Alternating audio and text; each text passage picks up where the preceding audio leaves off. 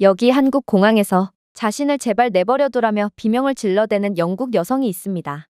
그녀는 싫다는데도 자신을 억지로 어디론가로 끌고 가는 한국인들에게 학을 떼버린 채 겁에 질리고 마는데요.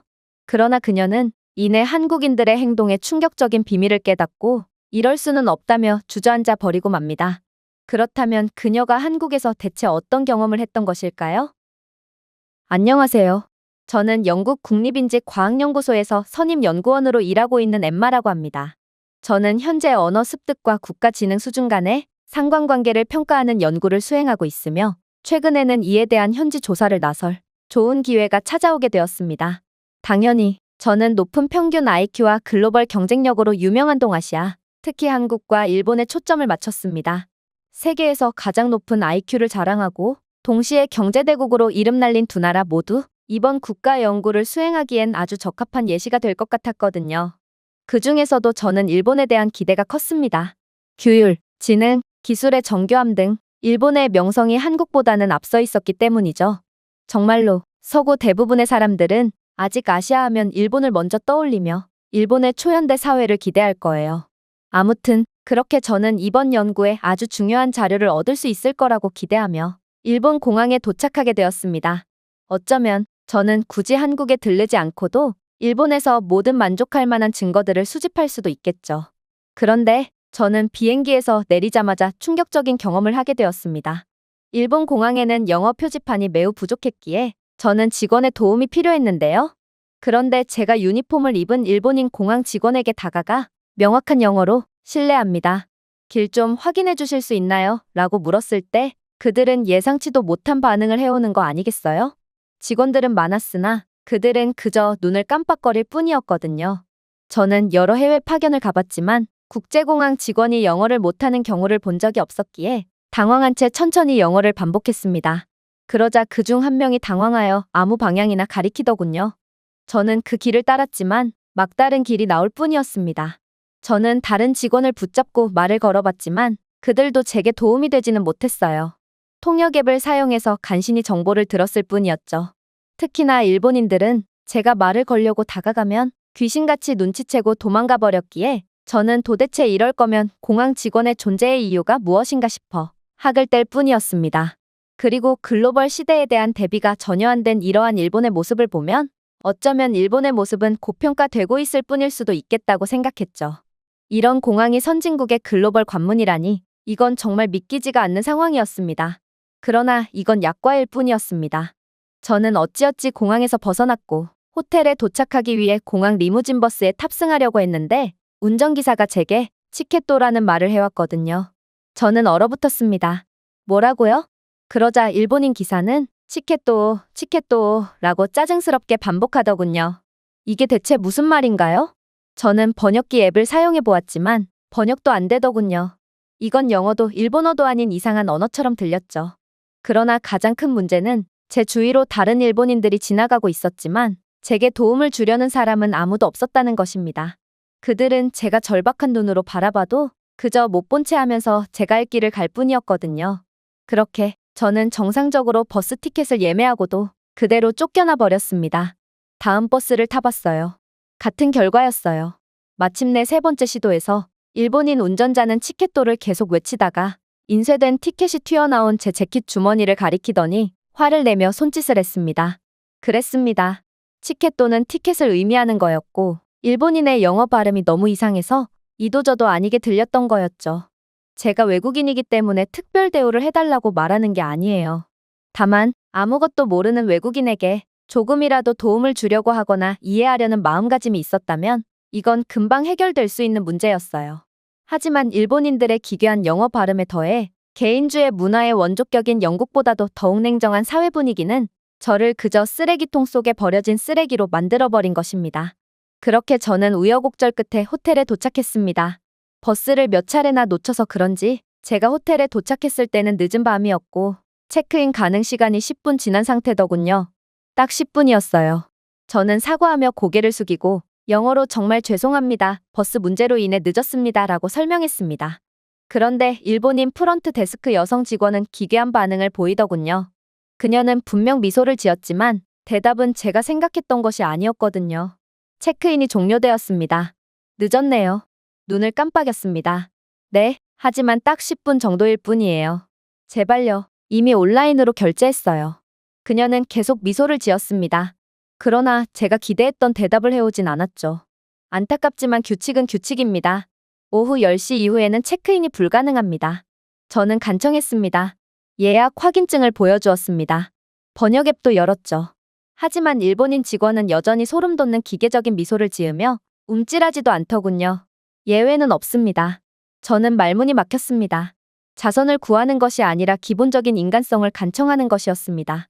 이 늦은 시간대에 다른 숙소를 예약하는 것도 불가능했고, 심지어 저는 여자라서 더욱 위험했어요. 결국 저는 어쩌다 찾은 구석진 주차장에 숨어 쪽잠을 청했고, 그날은 범죄에 대한 두려움 때문에 제대로 자지도 못한 채 뜬 눈으로 하룻밤을 보내야만 했습니다. 그리고 날이 밝아올 때 저는 이런 나라에서 더 머무는 것은 의미가 없다고 생각했습니다.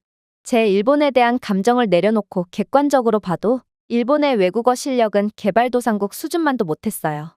이건 연구 표본이 될 수 없었고, 무엇보다도 저는 소름 돋을 정도로 경직된 시스템, 냉담한 사람들, 공감 능력이 없는 사회적 분위기에 닭살이 돋은 상황이었기에 도저히 일본에 남아있을 수가 없었어요. 그렇게 저는 그 길로 모든 계획을 취소한 채 한국으로 떠나버립니다. 그러나 의심은 계속되었죠. 뭔가 한국도 일본과 비슷한 문화를 가졌을 거라는 생각이 끊임없이 들었거든요. 그러나 그러한 생각도 잠시, 저는 인천공항에 도착하자마자 놀라운 경험을 하게 됩니다. 일단 저는 직원에게 딱히 뭔가를 물어보거나 의사소통을 할 필요도 없었어요. 인천공항은 키오스크를 통한 자동 입국을 지원하고 있었고, AI 출입국 시스템은 제 여권에 대한 정보를 인식하고 제가 위험하거나 추가적인 절차를 밟아야 할 대상인지를 자동으로 파악한 뒤 입국을 허가해 주었거든요. 물론 수화물 수령, 공항 호텔 등의 장소를 찾아가는 방법을 투명한 픽토그램을 통해 환승하는 길을 안내하는 표지판이 5개 언어로 스크롤되어 있기도 했기에 저는 처음 방문한 공항이었음에도 전혀 불편 없이 공항을 빠져나갈 수 있었습니다. 그러나 일본에서 호되게 당했던 저는 모든 것을 비판적인 태도로 바라볼 뿐이었어요. 어쩌면 한국인들은 영어를 전혀 못하기에 외국인들이 공항 직원들에게 아무런 영어 질문도 하지 못하도록 완벽하게 공항을 꾸며놓은 것일 수도 있어요. 그렇게 의구심을 가지던 저는 결국 참지 못하고 바로 옆에 보이는 공항 직원에게 영어로 말을 걸어봤습니다. 안녕하세요. 지하철로 가려면 어디로 가야 하나요? 그러자 놀라운 일이 일어나기 시작했어요. 그는 번역 앱을 사용하지도 않았고 당황한 기색도 없었으며 그저 유창한 영어로 따뜻하게 위치를 설명해 주었거든요. 심지어 그는 설명을 마치다 말고 제 앞장을 서며 지하철 승강장은 이곳에서 멀지 않은 곳에 있으니 그냥 자신이 직접 데려다 주겠다는 말까지 건네오는 거 아니겠어요? 저는 이러한 전 세계 어디에서도 볼 수 없었던 친절에 감동을 받았고 한국인들은 영어 실력뿐만 아니라 서비스 또한 정말 대단하다고 느꼈습니다. 그래서 저는 그 남성에게 친절 민원을 올려줄 테니 이름을 알려달라고 요청했어요. 그러자 그는 믿기 힘든 이야기를 해오기 시작하더군요. 친절 민원이요? 저는 이곳 공항 직원이 아닌걸요? 저는 그저 공항 이용객일 뿐이에요. 말도 안 됐습니다. 어떻게 그저 평범한 공항 이용객이 이렇게나 친절하게 행동할 수가 있단 말인가요? 그러나 그렇게 어리완전히 빠져있던 제게 이 한국인 남성은 한국은 원래 이렇다며 한국에서 도움이 필요한 상황이 생긴다면 언제든 도움을 요청해도 되고 그럴 때마다 모든 한국인들이 발 벗고 나서 도와줄 거라는 말을 남기고 그냥 가버리더라고요. 일본과는 완전히 대조적인 상황이었습니다.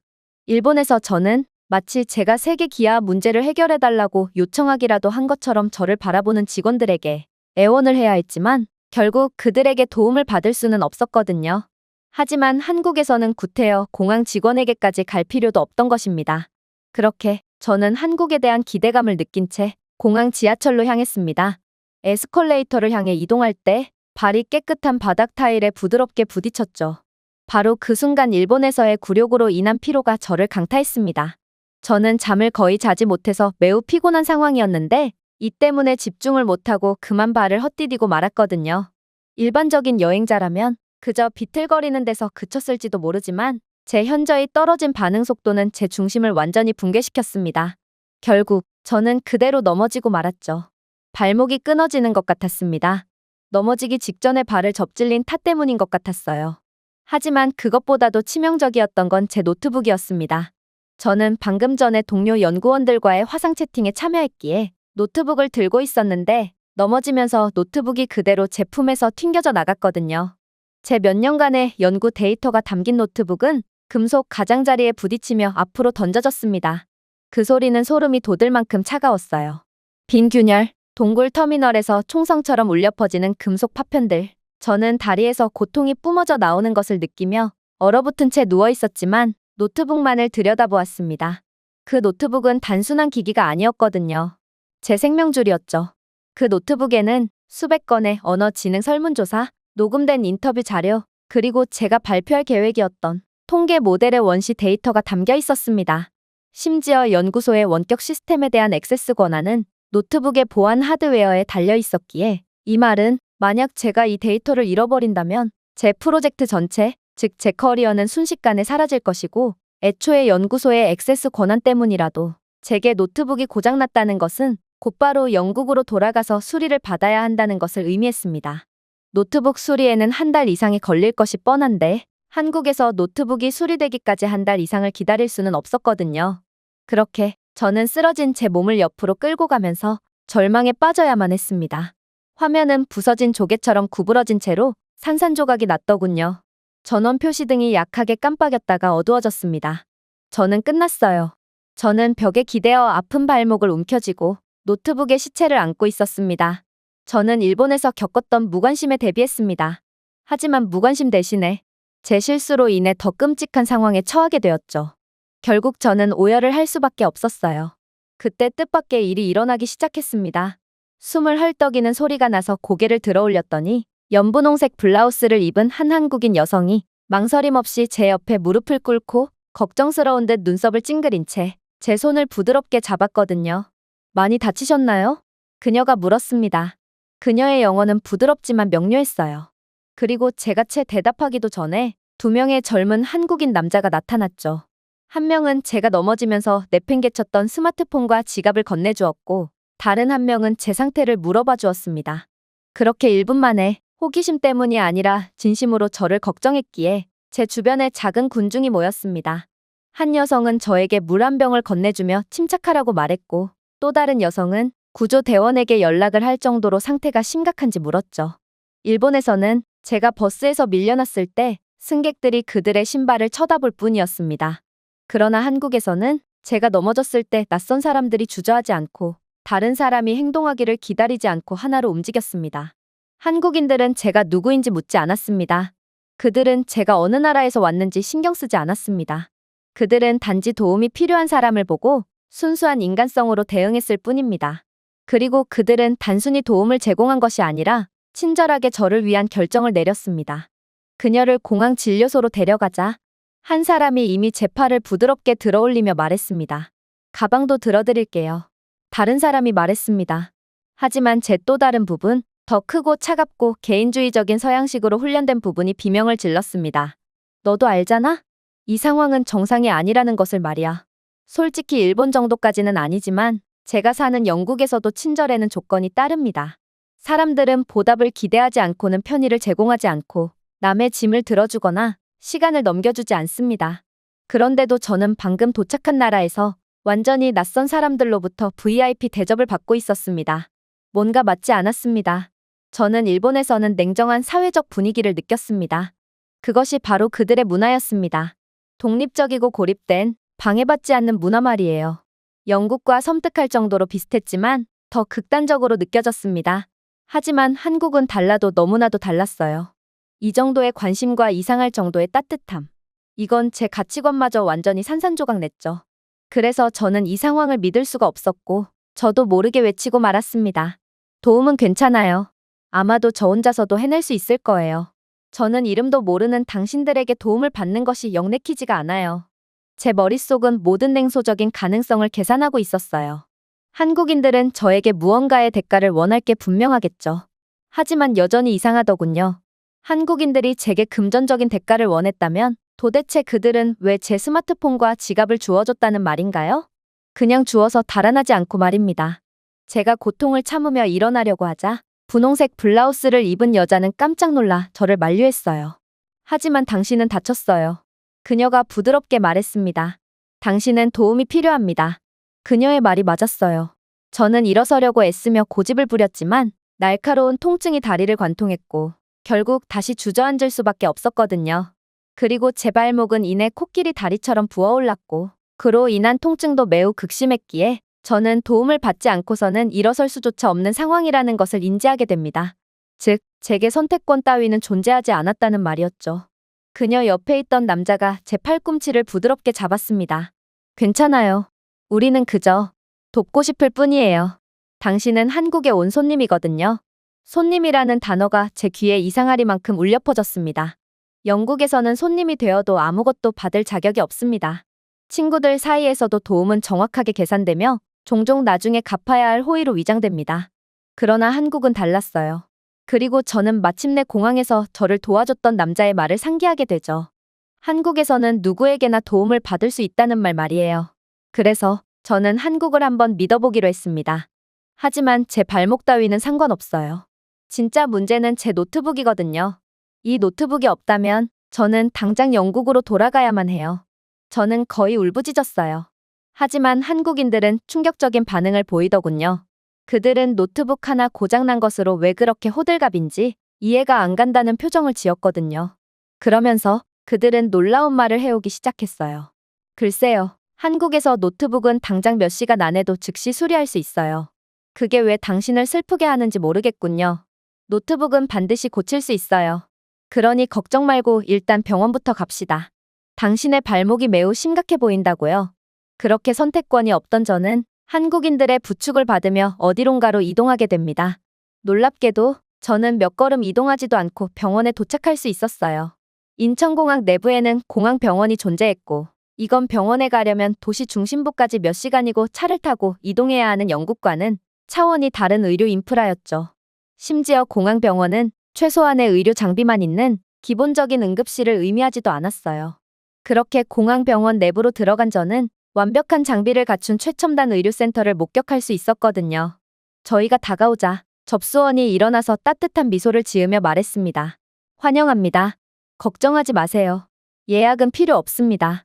바로 부상을 확인해 보겠습니다. 예약이 필요 없다고요? 머릿속이 멍해졌습니다. 영국에서는 응급 진료를 받더라도 의사의 진찰을 기다리는데 10시간에서 일주일 이상이 걸릴 수 있습니다. 마지막으로 손목을 다쳤을 때 저는 응급 상황이 아니라는 이유로 4달 후에 다시 와서 스캔을 받으라는 말을 들었습니다. 하지만 여기 한국은 달랐어요. 저는 5분 만에 완벽하게 깨끗한 검진 침대에 누워 있었고 면허를 소지한 의사가 제 발목을 부드럽게 회전시키며 유창한 영어로 정확한 질문을 하고 있었거든요. 그는 태블릿을 두드렸습니다. 엑스레이 기계가 벽에서 조용히 미끄러지더군요. 골절이 있는지 확인해 봅시다. 그가 말했습니다. 움직일 필요 없어요. 바로 여기에서 스캔할 수 있거든요. 그랬습니다. 이곳 병원에는 이동식 엑스레이 장치까지 구비되어 있던 거였어요. 입이 다물어지지 않았어요. 영국에서는 엑스레이 장치 자체도 구비해두지 못한 병원이 많은데 한국은 이동식 엑스레이 장치까지 구비하다니요. 결국 스캔은 1분도 채 지나지 않아 완료되었습니다. 이미지가 저희 위에 화면에 즉시 나타났고 한국인 의사는 이 작업을 1000번이나 수행한 사람의 차분한 자신감으로 이미지를 가리켰습니다. 다행히도 골절은 없습니다라고 그는 말했습니다. 하지만 염좌가 있네요. 압박 붕대로 감싸고 목발을 대여해드리겠습니다. 눈을 깜빡였습니다. 목발을 대여해준다고요? 그는 미소를 지었습니다. 물론이죠. 출국 전에 반납하시면 됩니다. 게이트 근처 안내 데스크에 맡기세요. 그 순간이 저를 아프게 했습니다. 영국에서는 도난 문제 때문에 아무것도 대여해주지 않습니다. 부상을 입었을 경우 무조건 목발 등의 의료 장비를 구매해야 하죠. 그러나 저는 외국인이었음에도 세계에서 가장 바쁜 공항 중 하나에서 무료로 목발을 제공받고 있었습니다. 눈물이 맺혔습니다. 하지만 고통 때문은 아닙니다. 다른 의미에서 눈물이 났어요. 일본에서와는 다른 따뜻한 대우에서 말이죠. 의사는 부드럽게 제 어깨에 손을 얹고 말했습니다. 통증이 심해지면 가까운 병원을 방문하세요. 지하철역 근처에는 수십 개의 병원이 있거든요. 한국에는 병원이 어디에나 있어요. 그 문장이 제 마음속에 울려 퍼졌습니다. 한국에는 병원이 어디에나 있습니다. 과장하지 않았습니다. 한국은 심지어 시골 마을에도 여러 개의 병원, 진료소, 그리고 전문 치료 센터가 있는 유일한 나라 중 하나입니다. 의료 밀도는 타의 추종을 불허합니다. 예약은 빠릅니다. 진단은 첨단 기술입니다. 그리고 가격 또한 저희가 영국에서 지불하는 금액의 극히 일부일 뿐이죠. 그리고 이것은 단순한 표면적인 사치가 아니었습니다. 한국의 시스템은 사람들이 치료를 구걸할 필요가 없게끔 만들기에 충분했거든요. 그렇게 저는 빌린 목발을 짚고 많은 것을 느낀 채 이동했습니다. 그런데 한순간이 그림처럼 눈에 띄었습니다. 공항 의료센터에서 나오려고 할 때 아까 제게 달려와 도움을 줬던 분홍색 블라우스를 입은 여성을 발견했거든요. 그녀는 떠나지 않고 있었습니다. 그저 근처에 서서 손가방을 만지작거리며 저를 기다리고 있더군요. 잘 치료를 받은 것 같아 기쁘네요. 이젠 수리센터로 갑시다. 이곳 공항에는 수리센터도 있거든요. 말도 안 됐어요. 도대체 생전 처음 본 저를 위해 많은 시간을 투자해주는 이유가 무엇인가요? 그러나 그녀는 웃으며 대답하더군요. 너무 신경 쓰지 마세요. 정 신경 쓰인다면 당신이 당신의 나라에서 도움이 필요한 누군가를 보게 될 때 오늘을 잊지 말고 당신도 꼭 도와주길 바랍니다. 그게 다였어요. 그리고 그녀는 저를 공항 근처의 수리센터로 데려다 주더니 이내 제게 손을 흔들고는 떠나버렸죠. 그러나 감동에 흠뻑 젖어 있을 때가 아니었습니다. 한국인들은 제게 걱정하지 말라고 했지만 아무리 생각해도 제 노트북은 하루 만에 고칠 수 있는 상태가 아니었어요. 화면에 균열이 생겼고 경첩이 부러졌으며 모서리 프레임은 구부러져 있었고 키보드는 응답하지 않았습니다. 마치 트럭에 치인 것처럼 보였죠. 저는 제 노트북을 부상당한 동물처럼 안으며 울상을 지을 뿐이었습니다. 아무리 한국에 대한 호기심과 감동을 느끼면 뭐하나요? 노트북을 고칠 수 없다면 제가 아시아에 온 이유, 즉 제 연구, 데이터, 보고서를 작성할 수가 없을 텐데 말이에요. 영국에서는 기본적인 노트북 수리에만 한 달 이상이 소요됩니다. 수리점에서 대기를 하는 시간도 반나절은 걸리죠. 그래서 저는 도저히 기대를 하려야 기대를 할 수가 없었습니다. 그저 절망을 느낄 뿐이었죠. 하지만 체크인을 위한 디지털 키오스크를 터치하자 저는 3분의 대기 후 곧바로 상담을 받을 수 있다는 정보를 얻게 됩니다. 그리고 영어를 구사하는 한국인 접수원은 친절한 인사로 저를 맞이하며 말하더군요. 환영합니다. 여기에 기기를 등록해주세요. 곧 엔지니어가 도와드리겠습니다. 그녀는 제게 번호표를 건네주고 전자기기 충전 패드, 무료 커피가 준비되어 있는 휴게소를 보여주었고 또 실시간 수리 상태 업데이트를 보여주는 디스플레이 화면이 있는 편안한 라운지로 손짓했습니다. 이것은 고객 서비스 수준이 아니었습니다.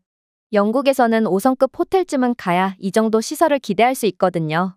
아무튼 그렇게 3분도 채 되지 않아 한 기술자가 이름표를 달고 저에게 다가왔습니다. 그는 한국인이었지만 영어를 능숙하게 구사하더군요. 안녕하세요. 한국 도착 중에 노트북이 손상되셨다고요? 한번 살펴봐도 될까요? 그는 신중하게 고개를 끄덕이며 노트북을 관찰했습니다. 걱정 마세요. 이건 충분히 수리가 가능합니다. 힌지, 프레임, 화면은 손상되었지만 내부의 핵심적인 구성 요소는 멀쩡하거든요. 정말 운이 좋았네요.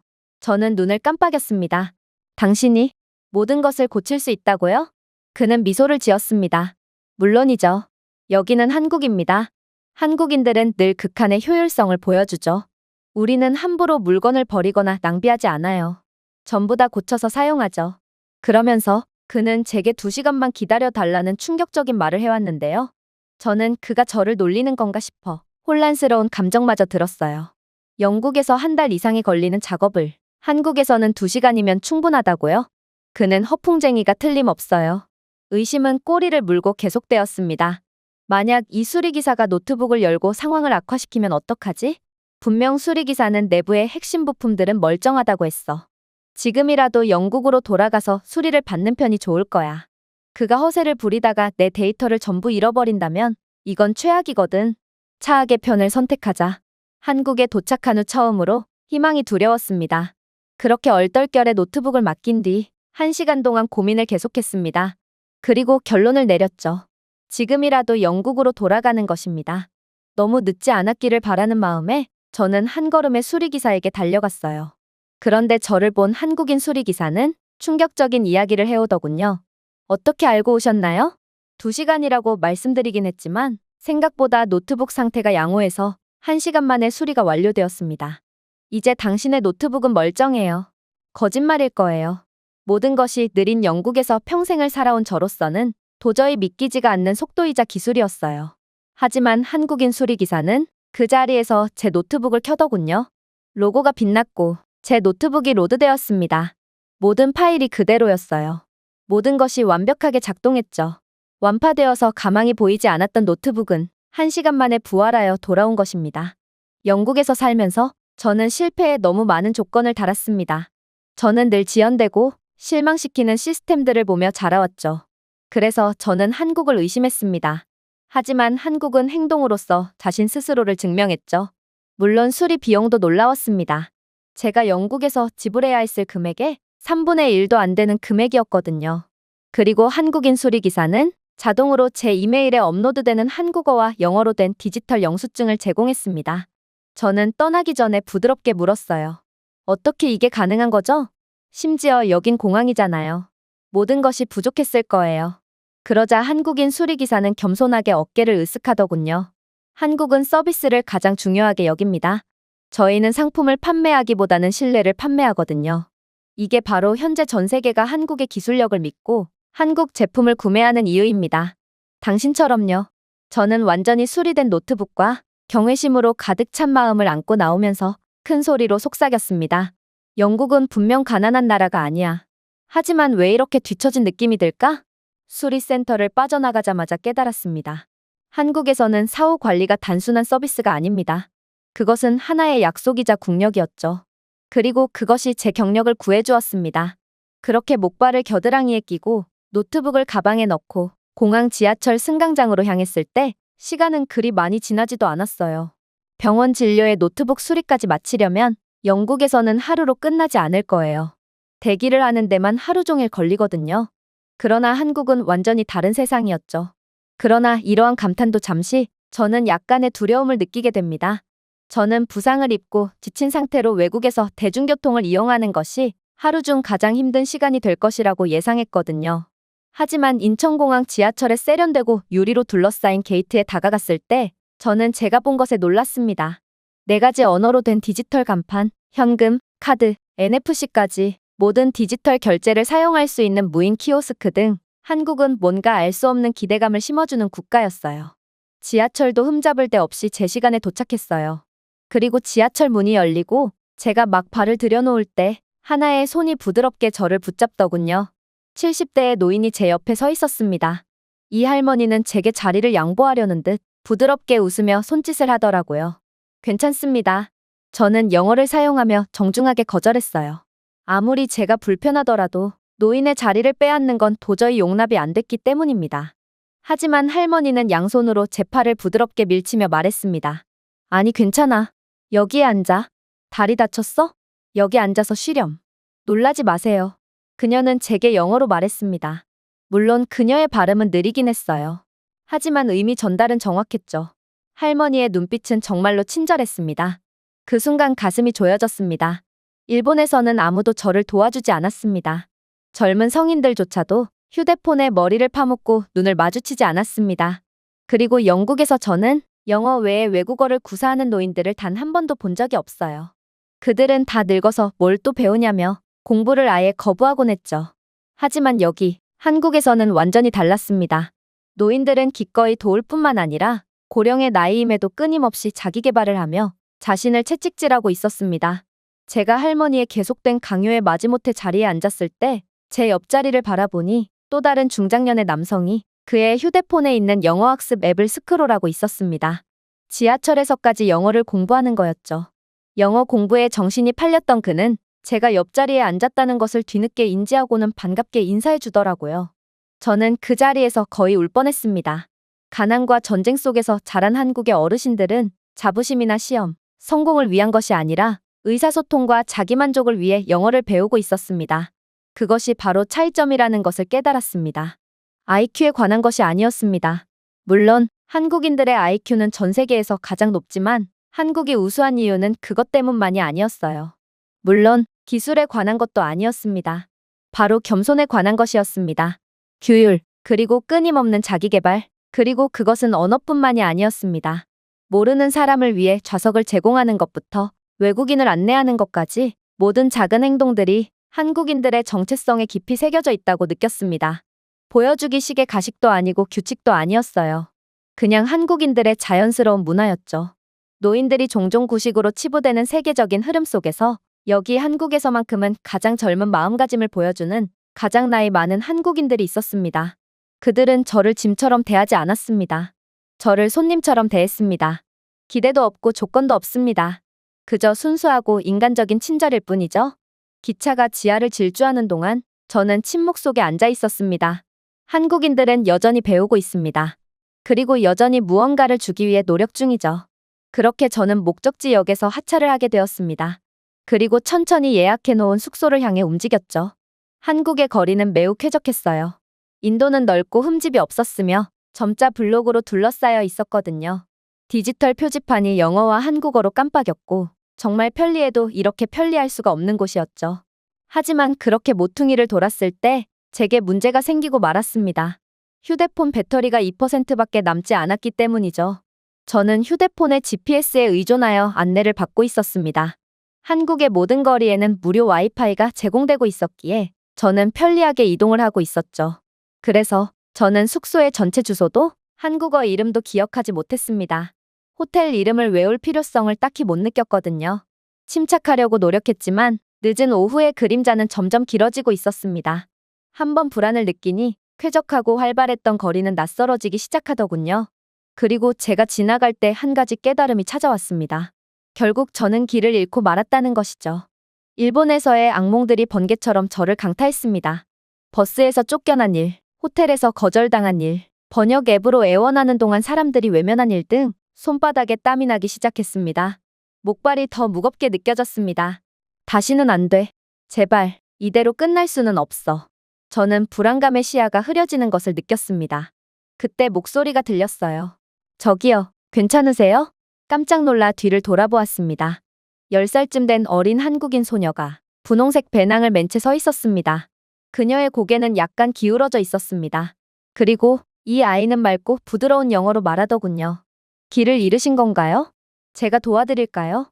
눈을 깜빡였습니다. 잠시 동안 환각을 느끼고 있다고 생각했습니다. 너 영어를 할 줄 아는 거야? 저는 여전히 혼란스러워하며 물었습니다. 이렇게나 어린 초등학생이 외국어를 유창하게 구사하다니 이건 도저히 믿기 힘들었거든요. 그러나 아이는 여유있게 미소를 짓더군요. 네, 애초에 제가 영어를 못했다면 언니의 영어 질문에 대답을 했겠어요? 긴장감과 당혹감에 거의 말을 할 수 없었습니다. 내 생각에 나는 길을 잃은 것 같아. 휴대폰에 배터리도 없어서 숙소를 찾을 수도 없어. 어떻게 해야 할지 모르겠어. 그녀는 손을 내밀었습니다. 걱정하지 마세요. 같이 벤치를 찾아봐요. 제가 도와드릴게요. 저희는 근처의 벤치에 앉았습니다. 놀랍게도 한국의 공중벤치에는 전자기기 무선 충전 패드가 있더군요. 한국의 인프라는 정말 봐도 도저히 적응이 안 되었습니다. 아무튼 그렇게 충전을 마치니 숙소의 위치가 파악되었습니다. 그리고 아이는 이곳을 잘 알고 있다며 호텔은 근처에 있으니 자신이 직접 안내해준다며 앞장서더군요. 저는 망설였습니다. 하지만 지금은 너무 늦은 밤인걸? 집에 가야 하지 않니? 분명 위험할 거야. 그러나 아이는 다시 고개를 기울였습니다. 한국은 안전해요. 밤에도 안전한 몇 안 되는 국가 중 하나죠. 그렇게 걸어가면서 아이는 제게 질문을 던졌습니다. 어느 나라에서 오셨나요? 솔직히 저는 제가 영국에서 왔다고 밝힐 수가 없었습니다. 왜냐하면 저는 갑작스럽게 닥친 위기에 너무 긴장을 해서인지 영어는 제 모국어임에도 제대로 구사를 하지 못했거든요. 솔직히 이때만큼은 제 영어 실력은 한국인 초등학생 아이보다도 형편없어 보였습니다. 그래서 저는 저도 모르게 영국이 아닌 프랑스에서 왔다고 거짓말을 해버렸습니다. 그러자 아이는 씩 웃더군요. 어쩐지요. 그래도 모국어가 아닌 영어를 꽤 잘하시네요. 10분 후 저희는 호텔에 도착했습니다. 저는 이 아이에게 과자라도 사주려고 했어요. 너무 고마웠거든요. 하지만 아이는 손사래질을 하더군요. 무슨 과자예요? 저도 이제 다 컸어요. 그리고 한국은 항상 도와준다고요. 저는 서로 도우면서 사는 거라고 부모님께 배웠어요. 그러고 나서 그녀는 도망쳤습니다. 어두운 밤골목 속으로 사라져버렸죠. 그 초등학생 아이에게서 저는 이 나라의 영혼을 보았습니다. 일찍 친절을 가르치는 사람들, 어린아이조차도 낯선 사람을 보호하는 방법을 아는 곳이 바로 한국이었습니다. 그리고 호텔방에 들어가면서 혼잣말을 속삭였죠. 나는 내 인생에서 이렇게나 안전하다고 느껴본 적이 없어. 경찰 때문이 아니야. 기술 때문도 아니야. 단지 나는 한국에 있기 때문이야. 그리고 침대에 누워서 생각을 계속했죠. 한국에서는 모든 것이 잘 작동했고 모든 것이 잘 흘러갔습니다. 저는 숫자를 예상하고 한국에 왔습니다. IQ 순위, 언어 점수, 그리고 효율성 지표 같은 것들을 말이죠. 대신 저는 해답을 사람들에서 찾았습니다. 자리를 양보하기 전에 제 신원을 묻지 않은 사람들, 제 이국적인 외모에 신경 쓰지 않는 사람들, 외국인을 돕는데 주저하지 않는 사람들을 말입니다. 저는 런던이 생각났어요. 아시아가 부상하고 있습니다. 항상 들리는 소리지만 그것이 정확히 무엇을 의미하는지는 결코 믿지 않았습니다. 그러나 이제야 알았어요.